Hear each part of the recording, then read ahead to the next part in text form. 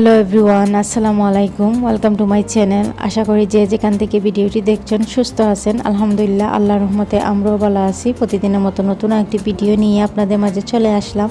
তো গত ব্লগে আপনারা দেখেছিলেন যে আমি দাওয়াতের প্রিপারেশনটা নিচ্ছি। তো আজকে এই দাওয়াতের দিন, তো বাকি যে কাজগুলো রয়েছে সেগুলো আজকে আমি শেষ করে নেব। তো এখানে আমি যেহেতু শাক রান্না তৈরি করব, এই জন্য ডিম আলু সিদ্ধ বসিয়ে দিয়েছি। আর যাদেরকে দাওয়াত করেছি আমি তো বলেছি ওরা আমার বাতিজি আর ওর হাজব্যান্ড। তো ওরা ফার্স্ট টাইম আমার ঘরে দাওয়াত খাইতেছে, তো এই জন্য আসলে একটু ডিফারেন্ট করে সব কিছু করা, যেহেতু ওরা নতুন। তো তারপরে এখানে কেক একটা তৈরি করেছি, সেটাও আমি এই ওয়েলকাম লিখে রেখে দিয়েছি। আর এটা গতকালকে রাতকেই আমি বানিয়ে নিয়েছিলাম, তো ফ্রিজে রেখেছি সেট হওয়ার জন্য। তো তারপর এখানে যা যা মশলা আছে সবগুলো বের করে রেখে দিয়েছি। আর এখানে যে মাছ থেকেছিলেন আমি বক্সে রেখেছিলাম, সেটাও বের করে রেখে দিয়েছি। এখন জাস্ট আইসটা ছুটে গেলে আমি রান্না বান্নাটা করে নেব। তো এই অপেক্ষায় তো ফার্স্টে চাটা খেয়ে নিই, চাটা খেয়ে তারপরে আস্তে ধীরে আমি রান্নাটা করে নেব। আর গতকালকে তো আমি এই অর্ধেক রান্না করেই রেখে দিয়েছি, যাতে আমার জন্য একটু ইজি হয়, যেহেতু আমার ছোটো বাচ্চা আছে এই জন্য। তো যাই হোক, এখানে আমি আর বুয়ে আমরা ফার্স্টে চাটা খেয়ে নেব, খেয়ে তারপরে অন্যান্য কাজগুলো করে নেব। তো এখানে চাটা বানিয়ে নিচ্ছি। যেহেতু আসলে দিনটা অনেকটাই শর্ট, তো এই জন্য আসলে রান্না করতে গিয়ে অনেকটা লেট হয়ে যায়। এই জন্য ভাবলাম যে এই সকাল থেকেই শুরু করে নিই।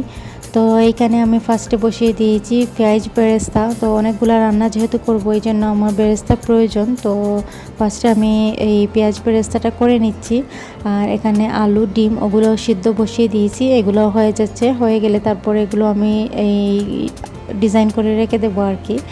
তো এই তো এখানে পেঁয়াজ বেরেস্তাটা হয়ে গিয়েছে। এখন আমি এটাকে একটা এই কাচের এই কোয়াটায় ভরে রেখে দেবো, যাতে এগুলা এই পারফেক্ট থাকে। তো আমি সামান্য চিনি দিয়ে পেঁয়াজ বেরেস্তাটা একটা কাচের বয়মে রেখে দিয়েছি।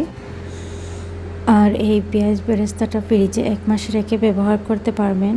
তো এই তো এখানে আমি আলু দিয়ে এই ছোটো ছোটো হাঁস তৈরি করব, এই জন্য এখানে নিয়ে নিয়েছি আলু সিদ্ধ করে, তারপরে পেঁয়াজ বেরেস্তা, তারপরে কাঁচামরিচ ধনিয়া পাতা দিয়ে আমি এখন ভালো করে মাখিয়ে নেব। নিয়ে আমি ছোটো ছোটো হাঁস তৈরি করব।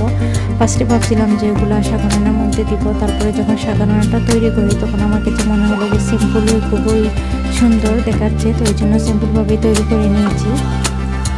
আর যে হাঁসগুলো আমি তৈরি করেছিলাম সেটা এমনিতেই আমি একটা ডিশের মধ্যে দিয়ে দিয়েছি, যাতে এই টেবিলটা দেখতে একটু অ্যাট্রাকটিভ লাগে এই জন্য। তো যাই হোক, এখানে আমি হাতের সাহায্যে ছোটো ছোটো করে একটু হাঁসের ডিজাইন দিয়ে তৈরি করে নেবো আর কি। পারফেক্টলি হবে নাকি না জানি না, বাট যতটুকু সম্ভব ততটুকু আমি করে নেব।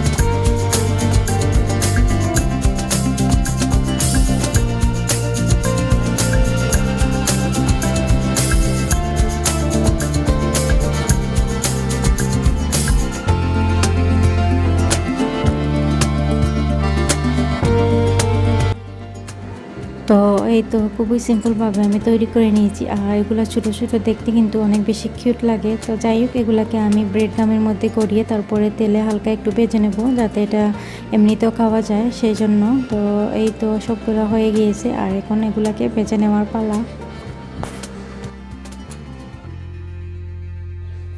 তো তো যাই হোক, আমি রান্নাটাও বসিয়ে দিয়েছি, একটা একটা করে রান্নাটা শেষ করে নেব। আর অর্ধেক রান্না তো আমি আগের দিন রাতকেই করে নিয়েছি, সেটাও আপনাদের সাথে শেয়ার করে নিয়েছি। আর এখন যেগুলো রান্না বাকি রয়েছে সেগুলো একটা একটা করে রান্না করে নেব। আর মাংস যেগুলো ছিল সবগুলোই রান্না করে নিয়েছি, এখন শুধু মাছ দিয়ে মুখি দিয়ে রান্না করব।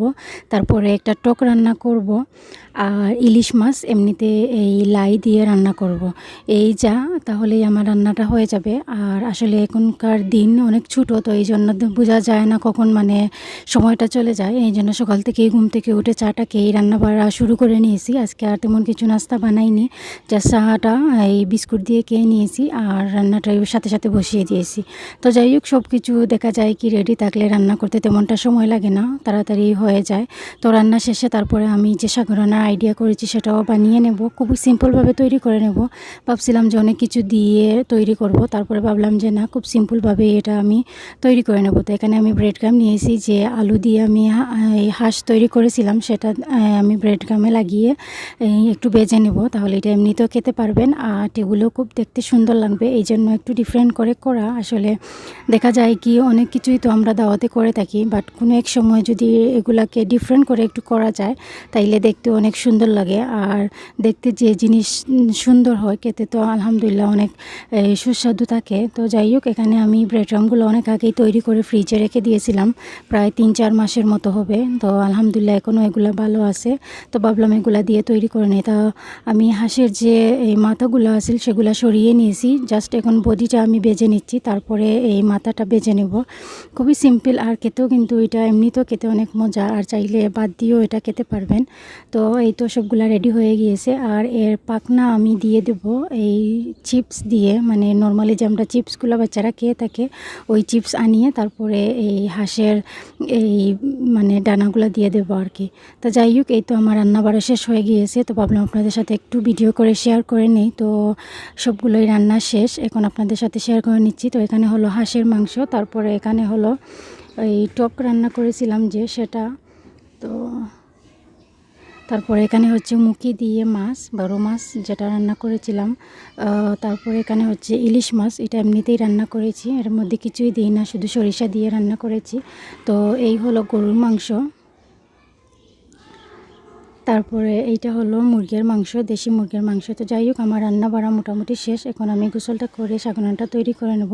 আর খুব সিম্পলভাবেই আমি শাকনাটা তৈরি করে নিয়েছি, আর সাথে আমি এই হাঁসটাও রেডি করে নিয়েছি। তো মোটামুটি টেবিলটা রেডি করে নিয়ে এখন অপেক্ষা করতেছি যখন মেহমানরা আসবে, তখন আলহামদুলিল্লাহ সব কিছু সুন্দরভাবে শেষ করে নেব।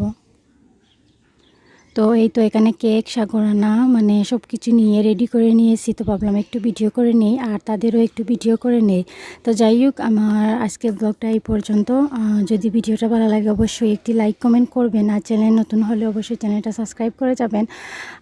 দেখা হবে নেক্সট ব্লগে। এই পর্যন্ত সবাই ভালো থাকুন, সুস্থ থাকুন, আমাদের জন্য দোয়া করবেন। আল্লাহ হাফিজ, আসসালামু আলাইকুম।